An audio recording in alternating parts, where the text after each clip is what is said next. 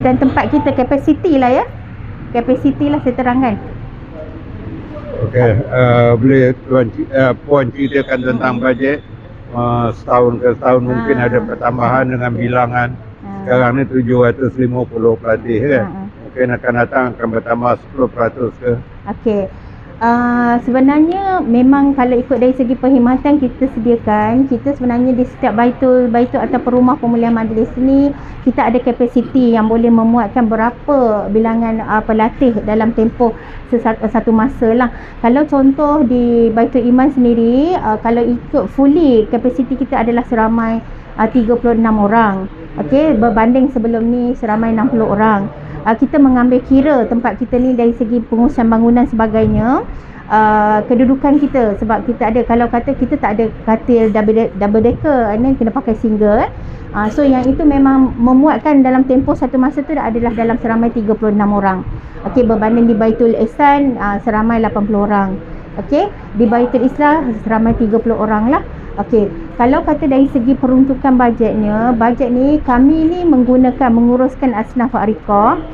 Jadi kalau kata setiap tahun memang ada penambahan kepada bajet tersebut kerana kita menguruskan bukan sahaja kepada makan minum pelatih, kita menyediakan mengguna asnaf tu tadilah duit zakat, kita sediakan untuk makan minum, pemulihan, program-program. Program ni yang melibatkan 3 skop utama kita lah, yang melibatkan pengukuhan akidah, pengukuhan ibadah dan akhlak. Okey, termasuk pengurusan bangunan, pembersihan, keselamatan. Kalau kata dalam tempoh bajet tu mencecahnya 1 juta lah, 1 juta ke atas lah, menggunakan duit zakat lah. Yang itu memang diuruskan fully daripada baitul masing-masing lah. Dia memang peruntukan dia tak sama. Dia tengok juga dengan keluasan kita punya tempat sebagainya lah. Yang tadi kata ada kerjasama dengan Terengganu kan? Betul. Satu negeri lah. Ya, sekarang ni kita ada yang tengah sedang nak refer kepada MOU ni. Kita ada daripada wilayah Majlis Agama Islam Wilayah Persekutuan. So kita dengan berlangsungnya sekarang dengan Terengganu lah. Mana-mana maknanya dari segi pengurusan tu ada perjanjian untuk menghantar pelatih dan kita memberi khidmat pemulihan kepada diorang lah. So itu kerjasama itu dari segi kita kata perjanjian lah, usaha sama kita lah untuk membantu nak memulihkan persoalan-persoalan di bawah kategori jenayah syariah. Okey, saringan kerjasama ataupun sinergi kerjasama kita banyak berhubung kait lah dengan Jabatan Kebajikan Masyarakat, Jabatan Kesihatan Negeri Selangor, dan AADK, semua ada dari segi kerjasama tu. Kita saling lah untuk membantu lah bila ada kes-kes yang sedemikian, bila mana ada nak merujuk kepada permasalahan di bawah kategori sosial dan akidah tadi, kami juga turut serta lah membantu untuk memulihkan diorang ni. Jadi kerjasama tu Selangor dengan Terengganu, bagaimana dengan wilayah Persekutuan Perak, Melaka? Okey. Sekarang ni dia kena tengok juga, sebab bila nak jaringan kerjasama ni, selain daripada kita nak menempatkan pesalah-pesalah yang masuk ke Selangor, dia mesti ada dari segi sudut undang-undangnya.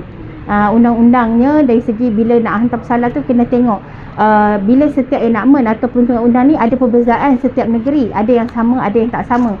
Bila yang sama, dia boleh maknanya kita boleh menerima lah. Sebab kita tak boleh dengan orang kata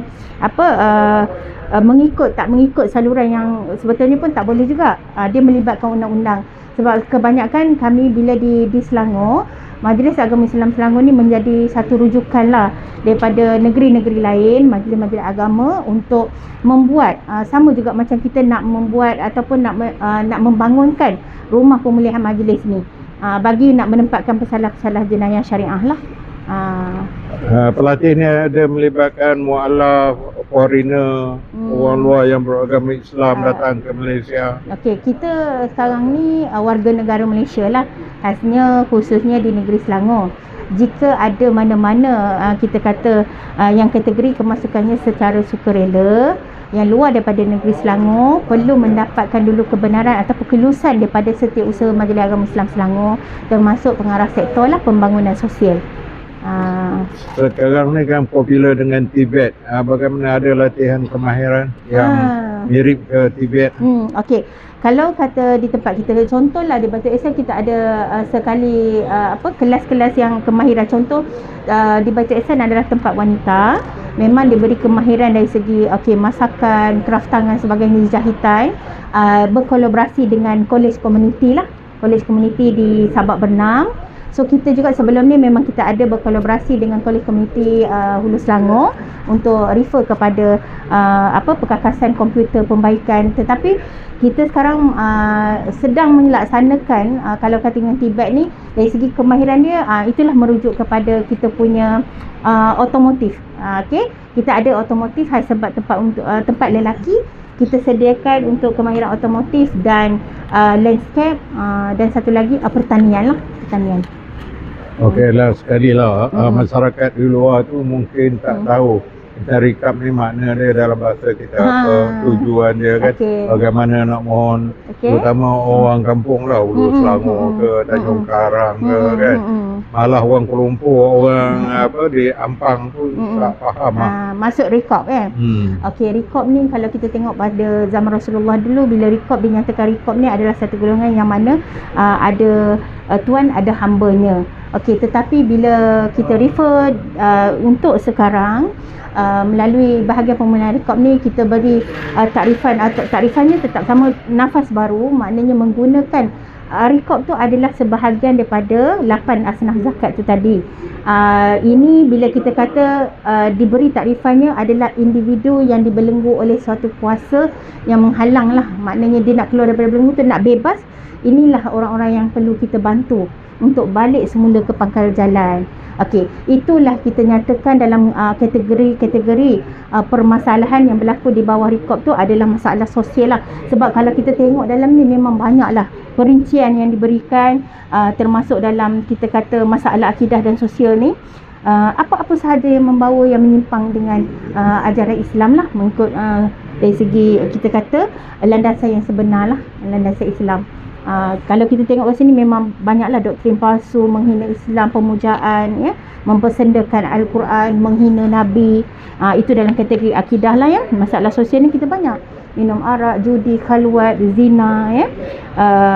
Membuang anak, okey. Tidak solat, tidak puasa. Kita tengok macam tidak solat tu sekarang ni memang banyaklah.